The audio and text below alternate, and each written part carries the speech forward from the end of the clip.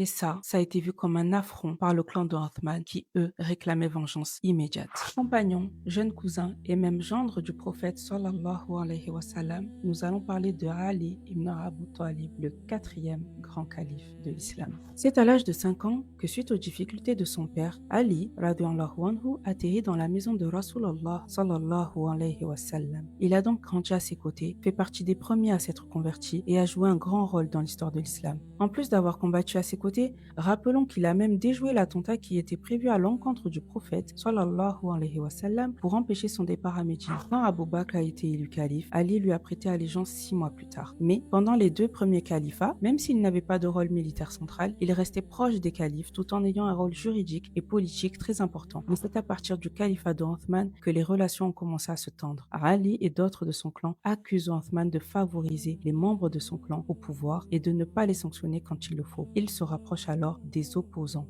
à Othman. À la mort d'Othman, les rebelles qui l'ont tué ne se sont pas opposés à l'élection de Ali au pouvoir. Bien que Ali était en désaccord avec les décisions politiques de Othman, il a bel et bien condamné cet assassinat. Cependant, les proches de Othman réclamaient l'exécution immédiate des rebelles, ce que Ali refusa car pour lui, les rebelles étaient bien trop nombreux et il préférait rétablir l'ordre. Et ça a été vu comme un affront par le clan de Othman qui, eux, réclamaient vengeance immédiate. Par le geste de Ali, ils y virent un acte de protection. Alors que pour la majorité des historiens, Ali s'est juste retrouvé devant une situation politique impossible. Il va se passer quoi ensuite? Prochain épisode.